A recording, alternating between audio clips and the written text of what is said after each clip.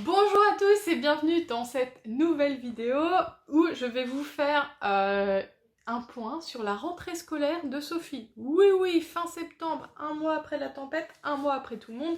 Vous connaissez mon sens de l'organisation, hein. Alors, comment ça s'est passé cette rentrée en maternelle? Donc, en fait, Sophie, on l'a préparée psychologiquement pendant des mois. On avait acheté des livres, etc. sur l'entrée en maternelle pour lui expliquer, mais bon, c'est vrai que tout ça, moi j'imaginais que ça devait être assez abstrait pour elle, étant donné qu'on lui montrait les livres et tout, mais qu'elle voyait pas ce que c'était. Surtout qu'en plus, on a déménagé cet été, enfin en juin, et du coup, on n'avait pas pu vraiment faire de visite de l'école maternelle avec les autres parents et tout. Elle a eu une petite visite express, mais on pouvait pas trop se baser là-dessus, en fait, pour la préparer. Donc, comment ça s'est passé? On a eu une rentrée, une sorte d'adaptation, en fait, où on est d'abord allé le lundi, du coup, 2 septembre, 1 heure, avec elle, et avec son père et moi, plus tous les autres parents dans la classe. Donc là, forcément, ça s'est bien passé parce qu'on était là.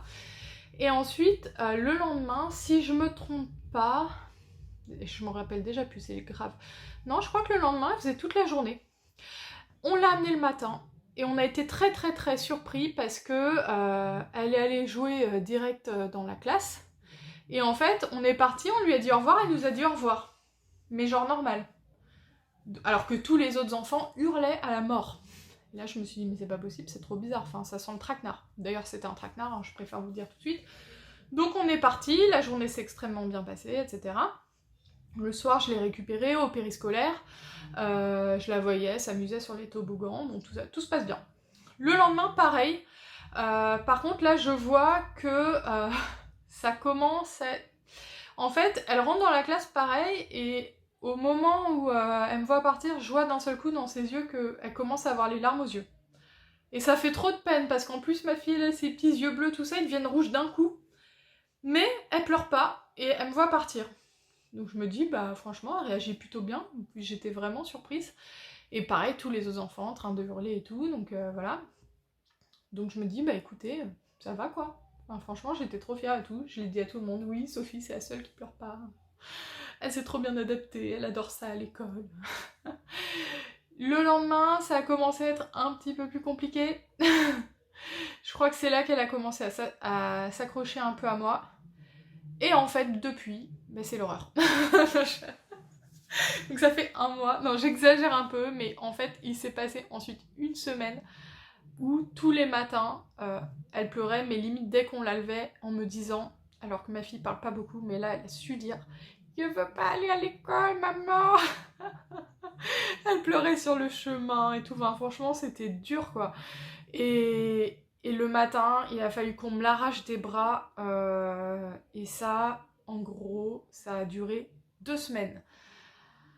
Donc ça a été difficile parce que c'est vrai que ça fait mal au cœur quand il y a votre enfant comme ça qui veut pas y aller, on a l'impression qu'il vit une angoisse incroyable, quand on l'amène là-bas, bah, c'est pas comme chez la nounou où quand je l'amenais et qu'elle me faisait ça, bah, la nounou pouvait la prendre dans les bras et tout, là il y a 10 enfants en même temps qui pleurent, ils peuvent pas tous les gérer donc ils les laissent un peu pleurer dans leur coin, elle a eu des accidents du coup de pipi etc, enfin bref, donc ça a été, c'était assez dur. Pour moi de voir ça, pour elle aussi, hein, j'imagine. Mais bon, que vous dire, je pense que c'est une étape normale, hein, mais voilà. Donc là, maintenant, ça fait un mois qu'on est rentré à l'école maternelle et elle commence seulement depuis une semaine à ne plus pleurer pour aller à l'école, c'est-à-dire qu'elle pleure plus sur le chemin, elle y va, elle prend sa trottinette et tout. Alors faut prendre la trottinette, hein, parce que quand je prenais pas la trottinette, d'ailleurs même au début quand je la prenais, mais qu'elle voulait vraiment pas y aller, elle pleurait tout le long du chemin et j'étais obligée de la porter sur tout le chemin. Alors ça fait 5-6 minutes, mais je suis enceinte de 6 mois, ma fille fait 16 kilos. Je peux vous dire que c'est dur, et en plus quand on arrive et qu'il y a tous les enfants qui pleurent en même temps et qu'ils doivent me l'arracher des bras et qu'elle est en détresse et que je quitte la maternelle et que je l'entends hurler jusqu'au bout, c'est très dur. Tiens, je crois que la petite Fury arrive. Non, je l'entends courir. Elle regarde Mini à la télé. Et donc voilà, ça a été dur et tout. Et là, depuis environ une semaine, elle arrête de pleurer sur le chemin. Quand c'est son père qui la dépose, elle pleure un petit peu dans la classe, mais ça va. Mais avec moi, elle pleure beaucoup. et ils sont encore un peu obligés de me l'arracher des bras. Et donc du coup, ce qui est un peu dur pour nous, c'est que maintenant c'est limite la seule à pleurer quoi. Les autres s'ils sont tous faits et ma fille non. Donc voilà. Mais bon, à part ça, je sais que ça se passe bien parce que... Oh, je suis en train de parler de toi, Sophie. Tu veux aller à l'école? Non. Tu veux pas y aller? Non, non, non, non, non, non, non. Tu veux pas...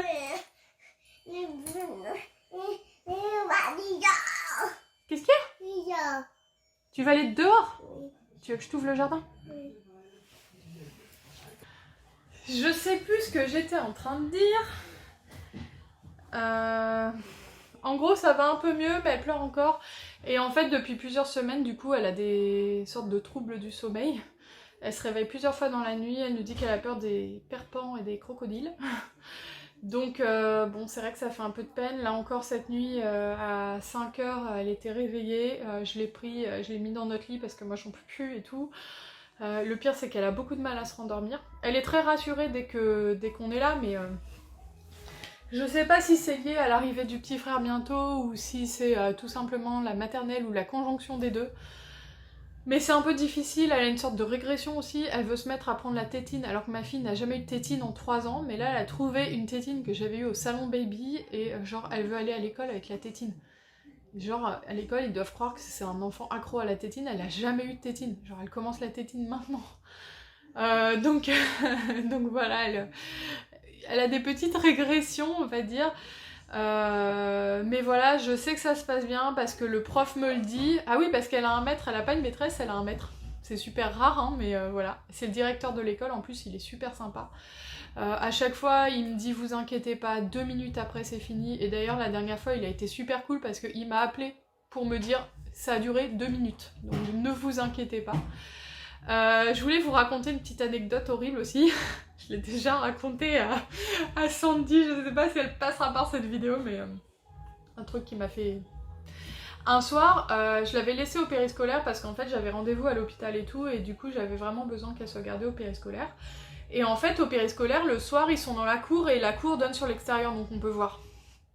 Et en fait j'y vais puis je me dis ah bah comme ça je vais voir comment ça se passe et tout. Et en fait je vois tous les enfants sortir dans la cour et ma fille qui s'éclate, qui rigole, qui crie, tellement elle était surexcitée de faire du toboggan. Et j'étais en joie de la voir si heureuse et tout parce que nous le soir elle nous fait genre elle a souffert le martyre quoi. Bon j'exagère mais à chaque fois qu'est-ce que t'as fait? Elle nous dit juste des dessins mais c'est tout, enfin elle nous fait pas comprendre qu'elle s'est amusée quoi. Et je la regarde et tout, et je la vois s'amuser comme une petite folle, je commence à envoyer des messages à toute ma famille pour dire oui, Sophie elle s'amuse trop et tout, et toute contente. Et à un moment, elle était pas loin du toboggan, elle était assise par terre, je sais pas pourquoi, enfin elle s'était assise par terre, tranquille, toute seule. Et là, qu'est-ce que je vois? Un petit de 3 ans qui arrive devant elle. Et moi j'étais à 3 mètres de là, donc j'ai vu la scène super bien. Il commence à lui gueuler dessus un truc que j'ai pas entendu. Et il lui crache un molar au visage. Mais est-ce que vous imaginez ma détresse? Et en fait, ma fille, elle a eu l'air trop choquée. Puis en plus, elle a une tête trop innocente, elle est blonde avec ses petits yeux bleus, là. Elle a une tête, mais vraiment, mais genre, tu peux pas lui faire ça. Tu peux pas lui cracher un molar au visage, c'est pas possible. Et je vois ça, et je me fais, mais... Oh! Et je vois que les gens autour, enfin ils étaient 4 à surveiller dans la cour, mais il y en avait 3 qui étaient au loin en train de discuter, mais quand je vous dis au loin, c'est super loin, donc ils avaient rien vu, et ils étaient 3, et la 4e était... Enfin, personne n'a rien vu, quoi. Et le petit lui a fait ça, mais gratuitement. Et il s'est barré, genre, tiens, pam, je te crache un molar au visage, et je m'en vais. Et je vois ma fille qui réagit pas, qui a le molar sur la joue. Oh, mais ça m'a mis dans un état, mais vous pouvez pas imaginer, enfin, j'ai pleuré dans la rue, enfin genre j'étais vraiment pas bien, j'étais vraiment contrariée et tout. Et en fait donc après j'ai pu rentrer, parce qu'en plus je pouvais pas rentrer tout de suite, c'était pas l'heure, c'était genre dans 5 minutes, donc j'ai pas pu intervenir. Puis j'ai pas osé gueuler sur le petit à 3 mètres et passer pour une hystérique, enfin j'aurais peut-être dû faire ça mais je suis un peu timide et tout. Et du coup en fait après je suis rentrée et tout, et je suis allée voir une des monitrices, parce que je me suis dit j'ai quand même pas engueulé moi-même le petit, enfin je sais pas si j'ai le droit de faire ça, c'est un peu compliqué quoi. Et je lui dis voilà, je viens de voir ça et tout, elle m'a dit ah bah ça a été un peu compliqué parce que vous savez, il parle pas, mais attends, j'en ai rien à foutre qu'il parle pas, il est capable de cracher sur ma fille, enfin... Alors du coup, elle lui a expliqué et tout, Et le petit, il disait rien, il boudait et tout, mais bon, moi je suis contente qu'elle lui ait dit, mais je sais même pas s'il a fait le rapprochement avec ce qu'il avait fait 15 minutes avant, parce que, ouais, il s'est passé 10 minutes, et les petits, c'est un peu comme les animaux, quand ils pissent sur ton lit, mon chat, faut le prendre sur le fait, quoi. Si t'attends 10 minutes, je sais pas si... Bon.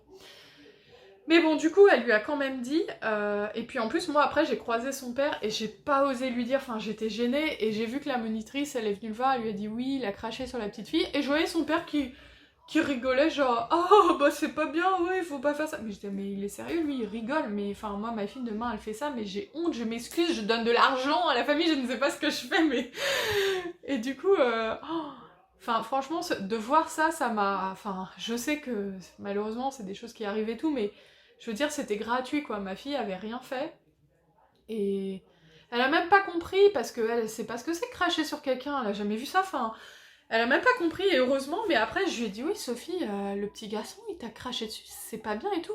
Elle m'a dit oui, méchant maman, méchant, alors que 2 secondes avant elle avait pas compris quoi. Alors du coup, son père quand il a su ça, il était dans un état. Il m'a trop fait rire parce que lui il voulait alerter la direction, envoyer une lettre au président de la République, enfin voilà. Il a... Maintenant tous les jours il lui dit si on te crache dessus tu vas voir la maîtresse, hein. J'ai dit arrête de lui dire ça parce que là elle va se faire un blocage. Est-ce que quelqu'un t'a poussé? Est-ce qu'on t'a frappé aujourd'hui? En plus ma fille quoi que tu lui demandes elle te dit oui. Moi je me dis je sais pas comment ils font les gens pour interroger, vous savez, les enfants qui sont victimes de sévices et tout, parce que moi ma fille tu lui dis il t'a touché ton papa? Elle va dire oui. Enfin, j'ai dit n'importe quoi, je suis désolée, j'ai un humour un peu... voilà, mais bref, tout ça pour dire qu'il faut pas l'orienter dans ses réponses, parce que sinon, c'est... Enfin... Voilà, je voulais vous raconter cette anecdote horrible, parce que j'ai besoin d'en parler. Ça m'a vraiment... Je me dis, mais tout ce qui doit arriver que je ne vois pas, enfin... Et tu peux pas la défendre, elle est toute seule, tu vois que les moniteurs, ils ont rien vu et tout... Cette scène, elle va rester gravée toute ma vie. Je vous jure que si un jour j'ai Alzheimer, je vais encore m'en souvenir. Enfin bref, voilà, c'était pour la rentrée en maternelle.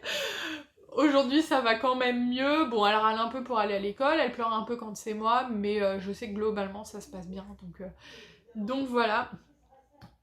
N'hésitez pas, vous, à me dire comment ça s'est passé pour vous. J'avais discuté avec certaines d'entre vous, Sarah, si tu regardes cette vidéo. Donc n'hésitez pas à me dire comment ça s'est passé pour votre enfant. Et je vous dis à bientôt pour une prochaine vidéo.